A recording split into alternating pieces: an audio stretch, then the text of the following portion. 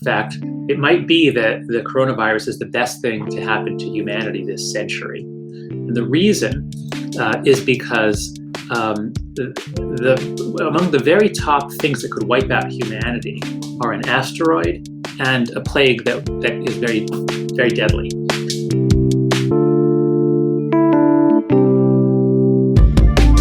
Hello guys, and welcome to the Rebound Talks podcast, where we find the best tools, tips, and techniques needed to overcome any adversity. Our guest today is Jonathan Haidt, the American social psychologist and professor of ethical leadership at NYU Stern. He was recently named one of the world's top 50 thinkers and is the New York Times bestselling author of The Righteous Mind and The Coddling of the American Mind.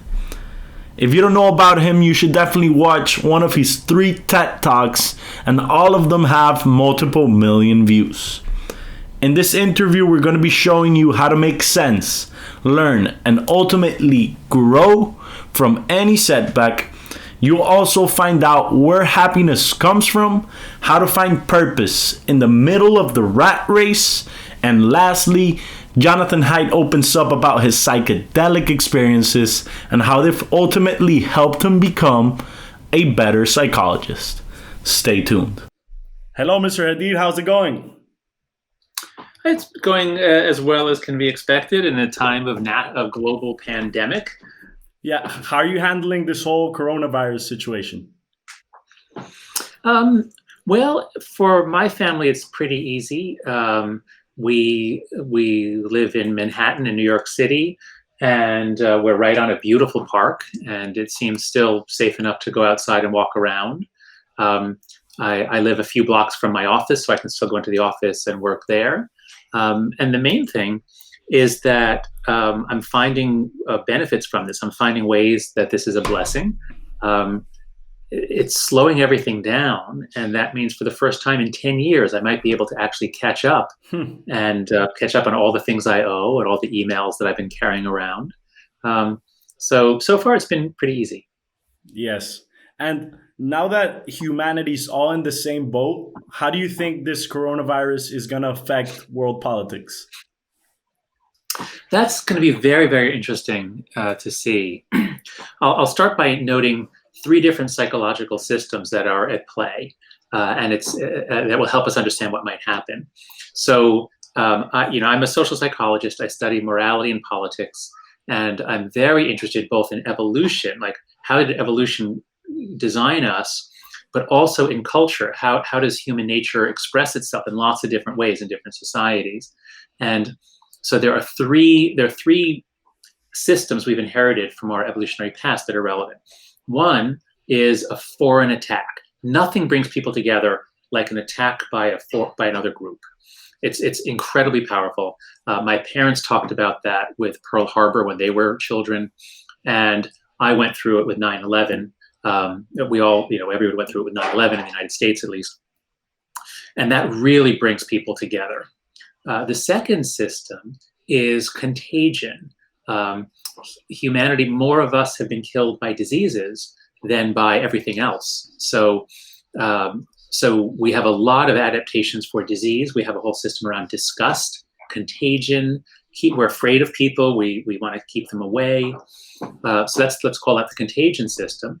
And then the third, let's call the hoarding system, because our ancestors often starved. Starvation was a part of everyday life. For humanity, and our ancestors before then, for tens of millions of years. And so human beings have all kinds of systems that help us guard resources and hide them. So the first one brings us together, and the second two pull us apart and make us compete with our neighbors. The 9/11 attacks only activated the first one. People were trying to donate blood. People were trying to give back. Whereas the coronavirus activates the second and the third. It isn't a foreign attack. Some people have tried to present it as the Chinese virus, but that's not really taking, fortunately. So the contagion system, the hoarding system, so in general, it could push us to be more distrustful of each other locally and globally. On the other hand, as you say, we're all in the same boat, and it is beautiful to see some of the videos people are making, the advice, across countries. I saw a video made by Chinese people urging strength and resistance to the people of Italy. So a lot depends on how long this goes on for, and whether eventually, when we get a vaccine and treatments, will it be experienced as go team humanity, or will it be experienced as great Chinese scientists or great American scientists, gave us the cure? So we'll see. And are we gonna have some sort of post-traumatic growth after this? Oh yeah, it's almost impossible not to grow from adversity. So there will be all kinds of lessons learned. Now, I think if you think systemically, let's think about systems. Let's think about American society or Spanish society or global institutions like the World Health Organization. In a way, this is the best thing that could have happened. In fact, it might be that the coronavirus is the best thing to happen to humanity this century. And the reason is because among the very top things that could wipe out humanity are an asteroid and a plague that is very, very deadly. And coronavirus turns out to not be very deadly. It's worse than the flu, but it's not like yellow fever. It's not going to kill 10% of humanity. It certainly is not going to kill 70% of humanity. Whereas, there could have been mutations that were much, much deadlier. And clearly we were not ready for it. We're not ready for this. So this is a dry run in a sense. It's not exactly dress rehearsal. It is a challenge, and it's exposing our flaws. And the next time a totally new disease comes, we're going to be so much better. We're going to be so much better prepared. So there'll be a lot of growth systemically, and there's going to be a lot of growth for individuals as well. Yes. Yes, definitely. And do you think it's going to unite the world or separate it, as you said before? Well, so far, I don't think it's separating the world. People, every country is putting on travel restrictions, and that could have been seen as, stay away, we don't like you. But everybody understands. Everybody's in lockdown now, so everybody understands this is not. It's nothing personal. It's like, okay, we all just got to do this. I think President Trump, given his ways of thinking, he did it in some ways that were personal early on, but I think we're past that now. So no, I don't think. If countries cooperate, and we're seeing some international cooperation, I don't think it's going to drive us apart. Okay. And how can people draw lessons from this adversity? So I'll tell you what, here, let's look at, there's a section in my book, The Happiness Hypothesis, where I talk about growth through adversity. And let's see, is it there or is it somewhere else? Let me see. There's a guy named Robert Emmons. Let me find him. Robert Emmons does research on how people grow. Let me see if I can find page 143. So what Emmons says is that, the life goals that people pursue can be sorted into 4 categories: work and achievement, relationships, work and achievement, relationships and intimacy, religion and spirituality, and generativity. And when we face trauma, when we face the real setbacks, we tend to shift our attention, we tend to shift our goals especially away from work and achievement, and towards relationship, intimacy, and religion and spirituality, and then also generativity. In other words, so trauma does a lot of things to us. One of them is it shifts our goals and values and tends to connect us more.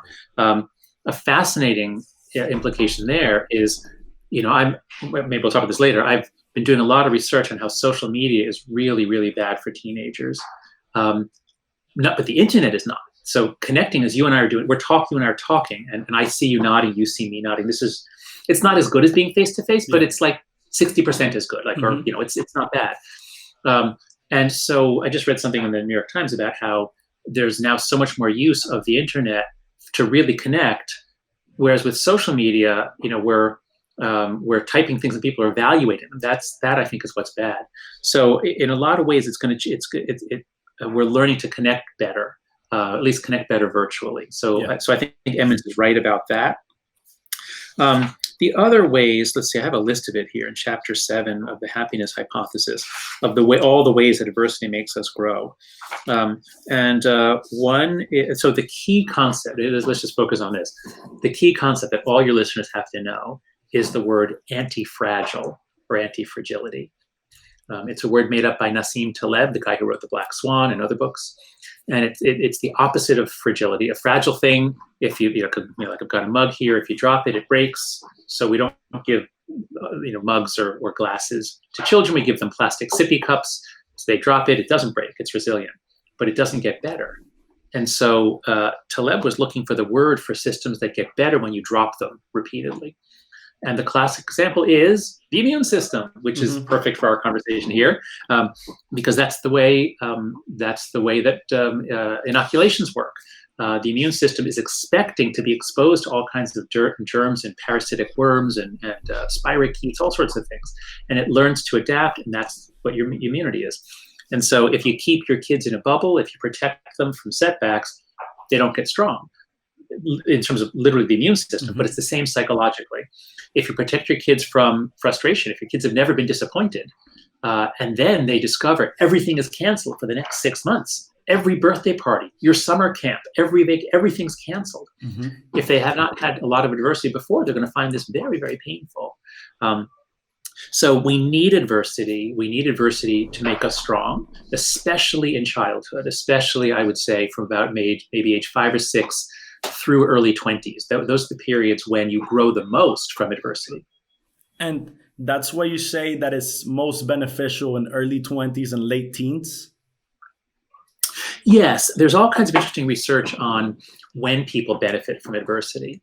And I see nothing to make me think that 4-year-old children, even 6-year-old children, benefit from trauma. Like, that's just terrible. There's no, you should protect kids, young kids, from trauma. Now, of course, they need small setbacks. They need frustrations. Even as young as age 2 or 3, they need to experience a lot of frustration. They don't get what they want. And you develop patience, you develop persistence, you learn how to deal with failure, you learn to try harder, you learn to try something new. So from age 2 or 3, at least, we need failure and we need setbacks, but not trauma. And there was an interesting study, pardon me. It's just no worries. It's just water. It's not coronavirus.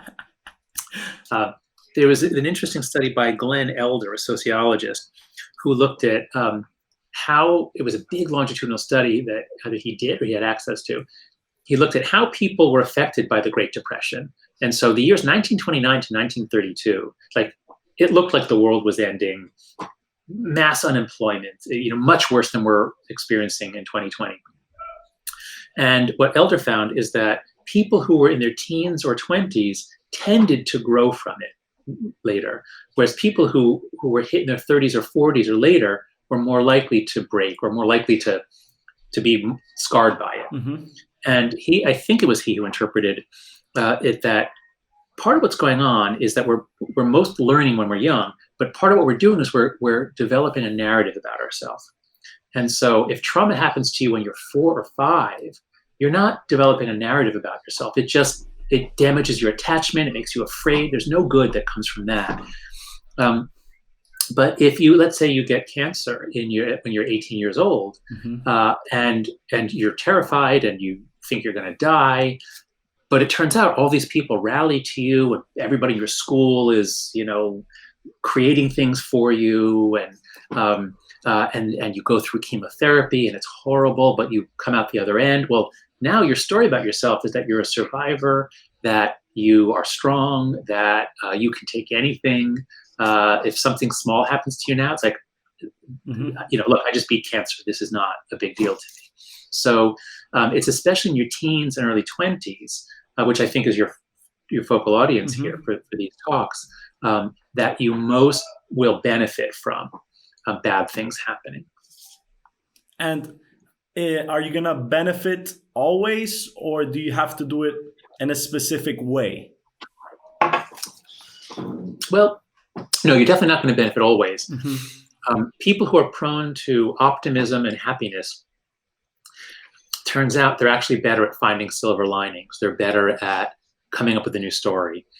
So people who tend to be more anxious and negative and depressed, they may interpret this more as life is terrible, you can't count on anybody. So I would never say that everyone benefits. They don't. Hmm. Sometimes people can turn bitter.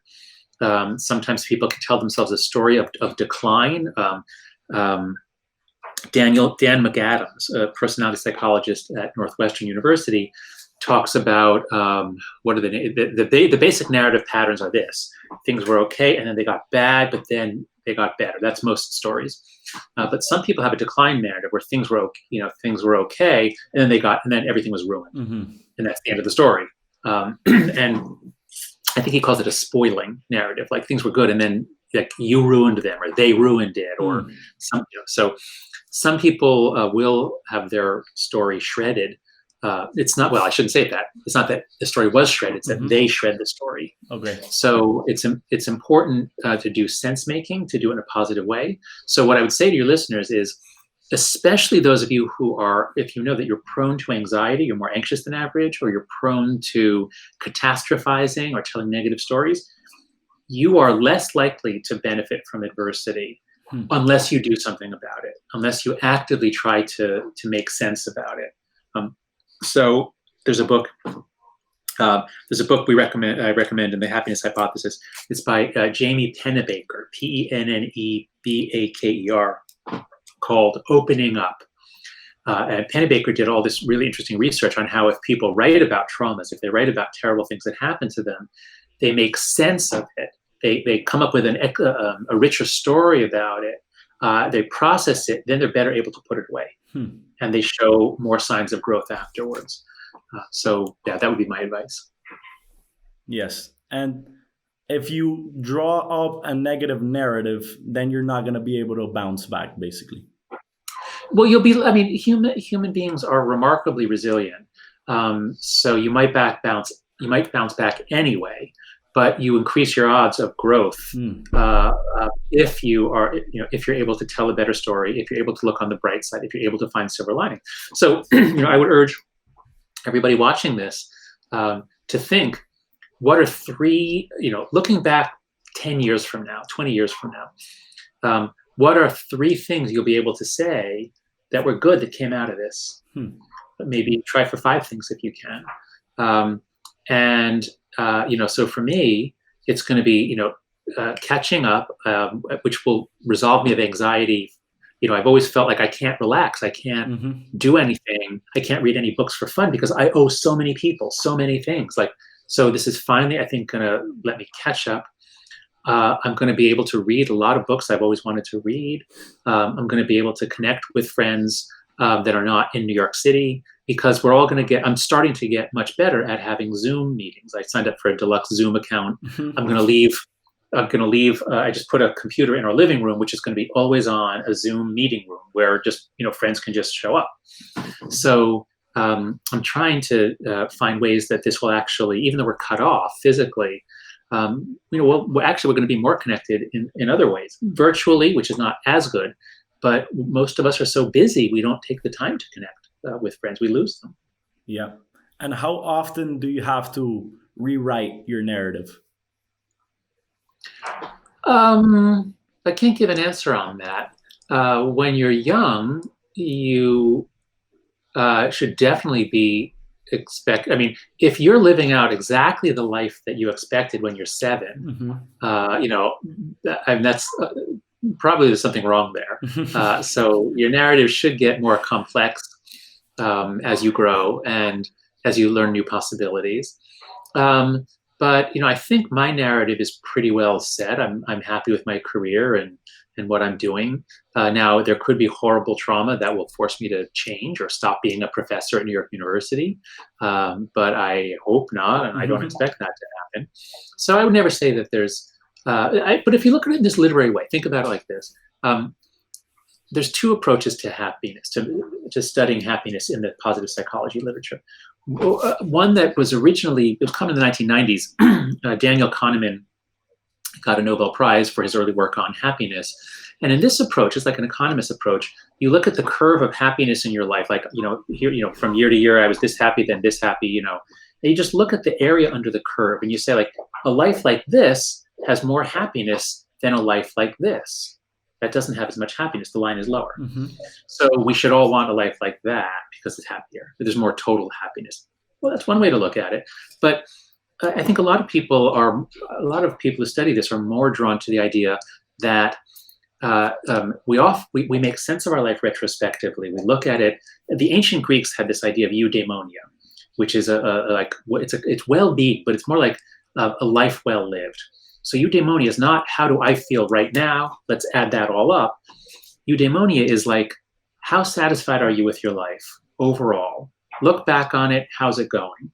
And the ancient Greeks, some of them said you can't know how happy you were until the end. You can't really judge your life until the end. And I think part of what they meant was, even if you had look, if this is your happiness pattern, I was really, really happy. I was so happy. Everything was great. But then I betrayed my friends and country and I died in shame. Okay, that would be a horrible life. That's a horrible life, right? Yeah. Even though it has lots of happiness in it, it's a horrible life.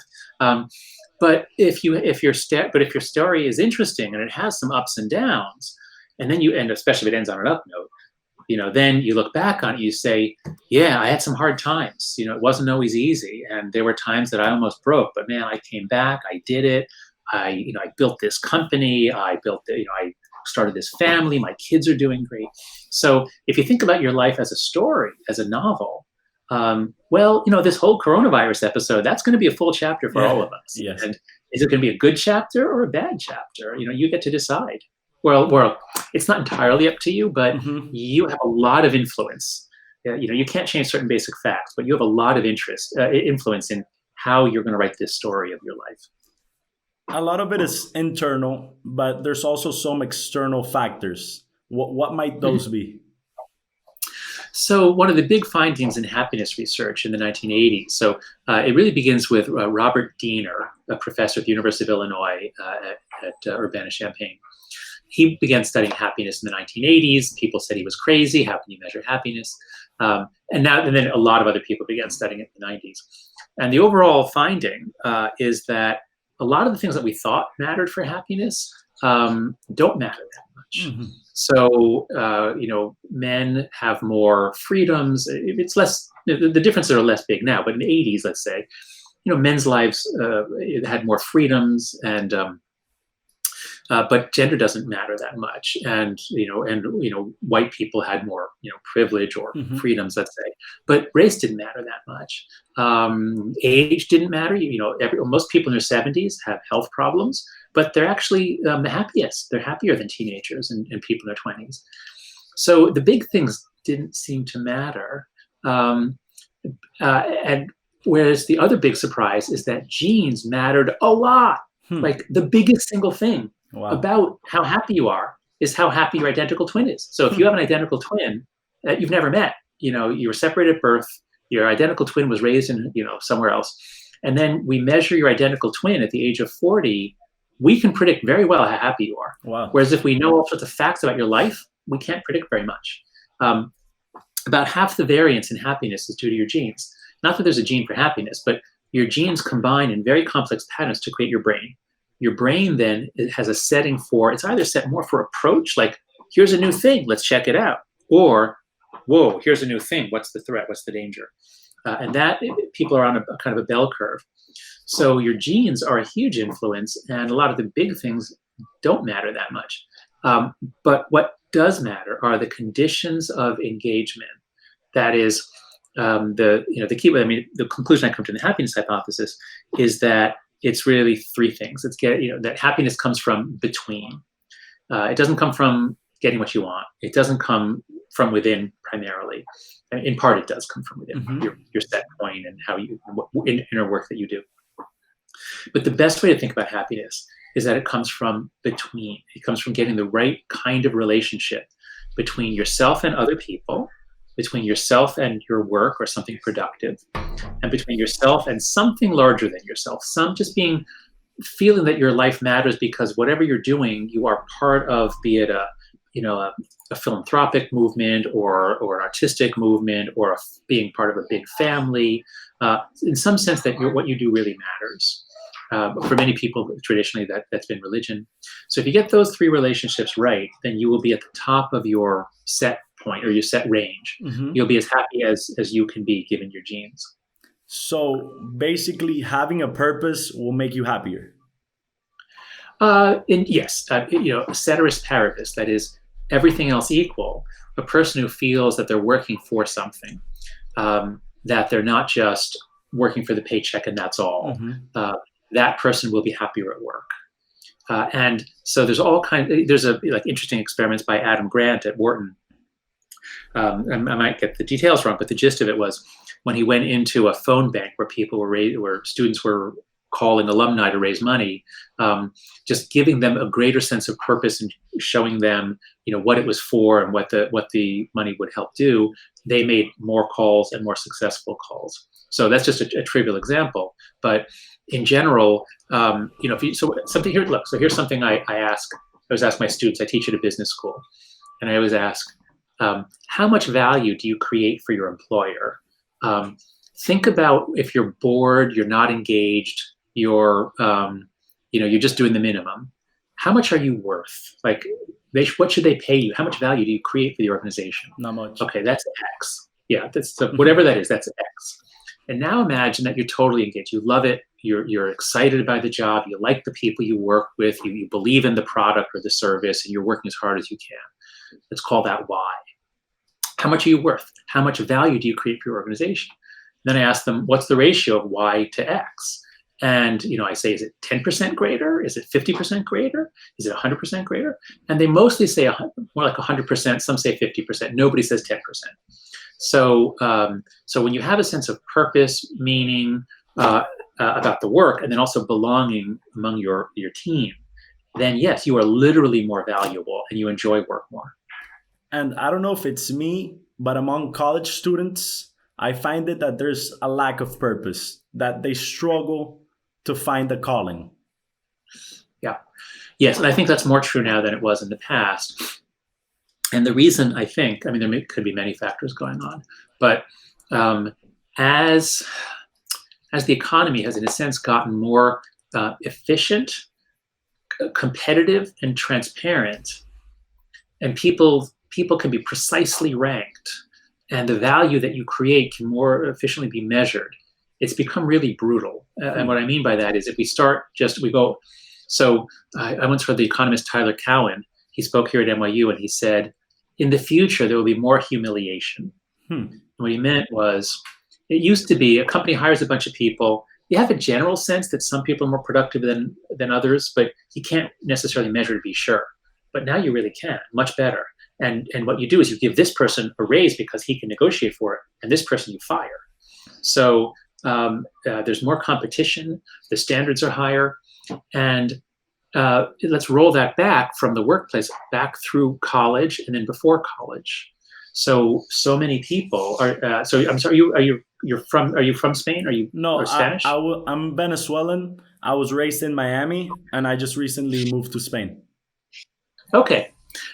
So at least Venezuela obviously is economically a mess. But I think in Spain and Europe, you're not as bad as us. So we have sort of the Anglo-American capitalism is more dynamic, it is more productive, it's more innovative, but it's more brutal.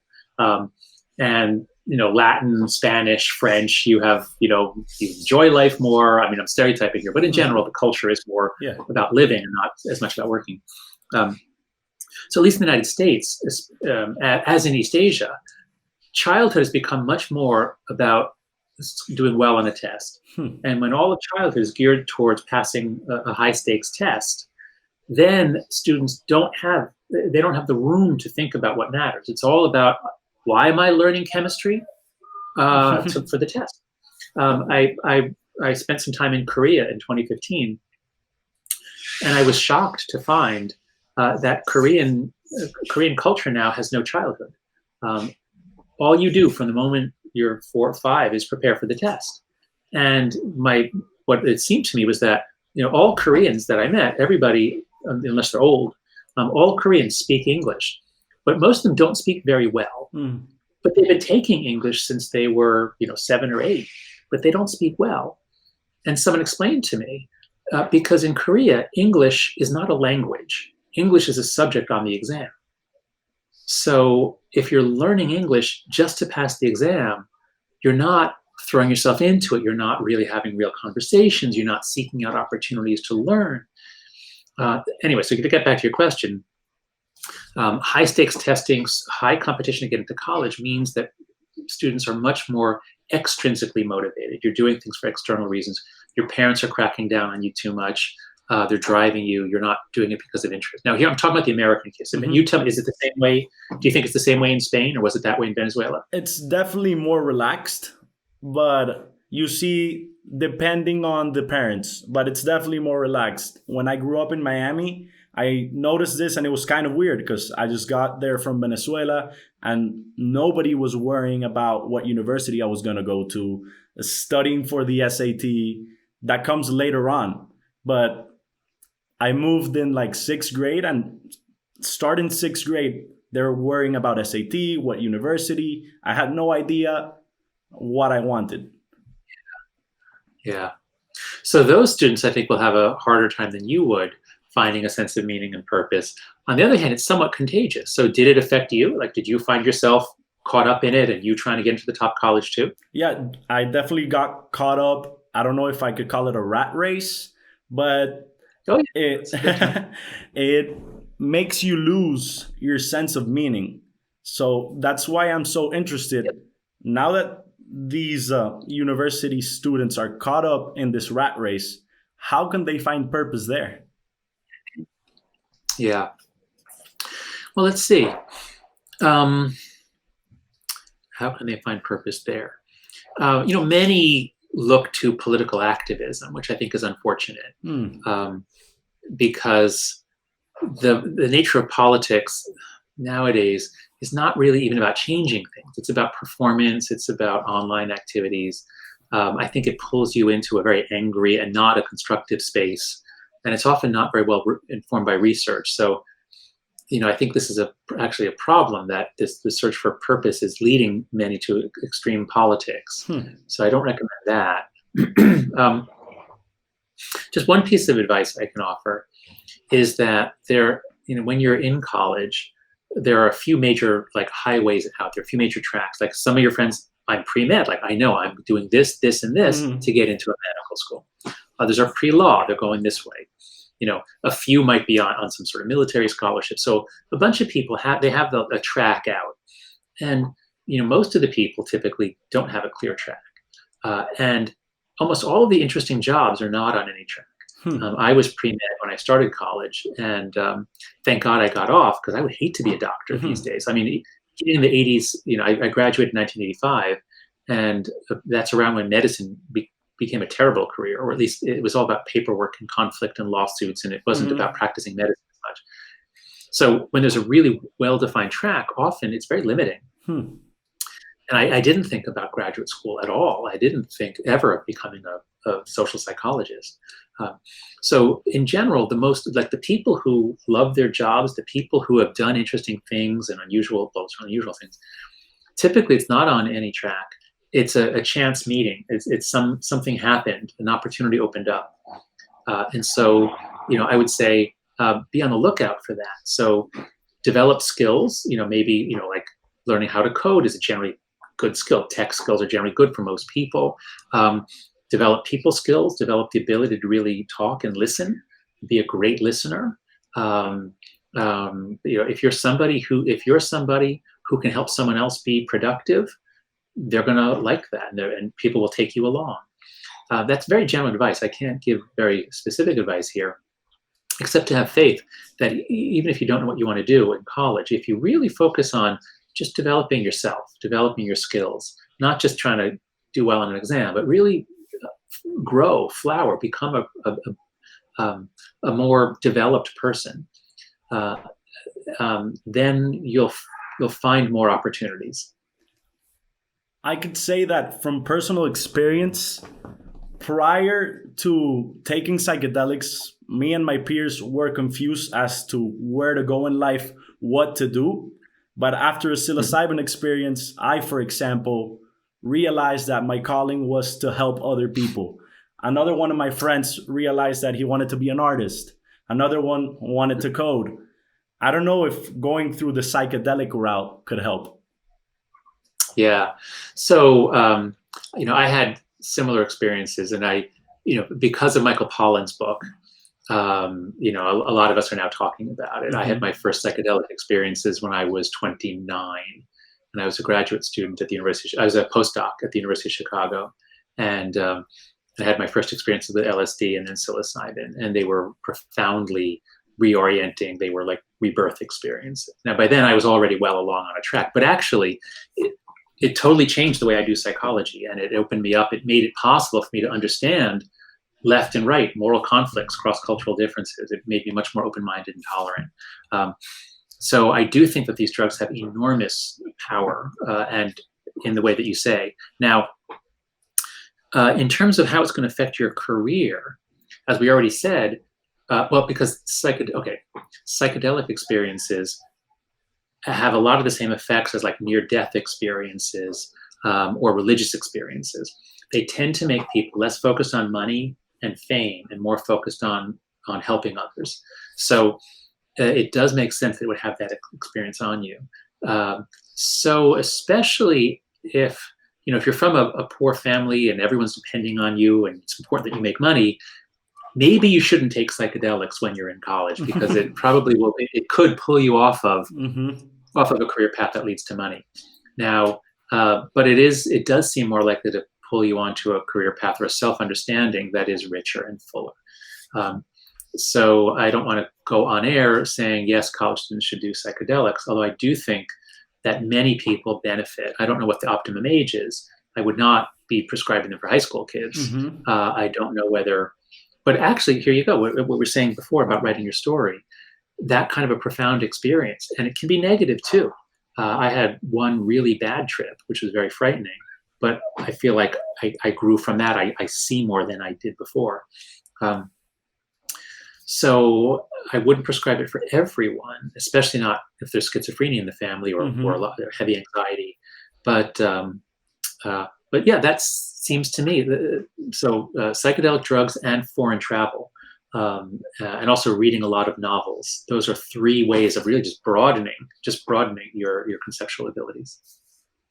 Yeah, I feel like it allows you to connect with something greater than yourself, basically. Yes, that's what is commonly reported. Yes, there's so much great reading on that. When I had my first experience, I read a book called Storming Heaven, which was a cultural history of LSD. I learned a lot about it there.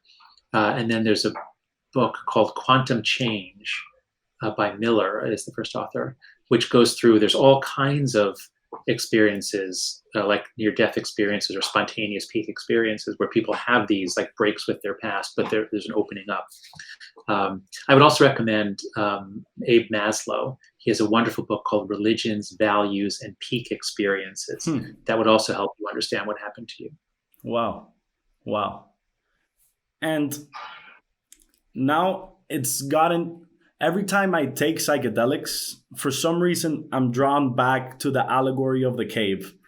And it's really Mhm. hard to communicate with someone that has a specific worldview and a specific way of looking at things. So, how can you communicate with someone that already knows what he has to say about psychedelics? How can you open their mind?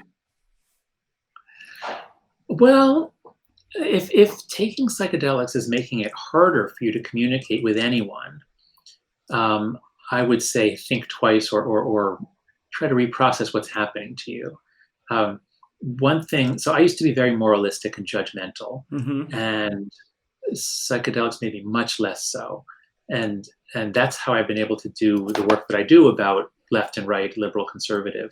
I rarely get angry at at people for their politics. Now, certain leaders do things that have enormous impact. I'm not saying I never get angry, but I don't get angry at people for what they believe or for being supporters of a party.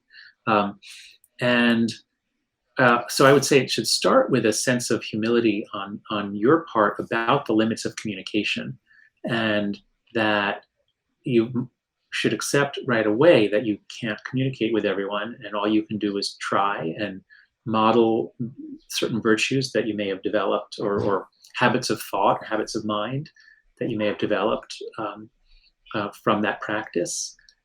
And I would recommend in general for any to be more effective in persuasion.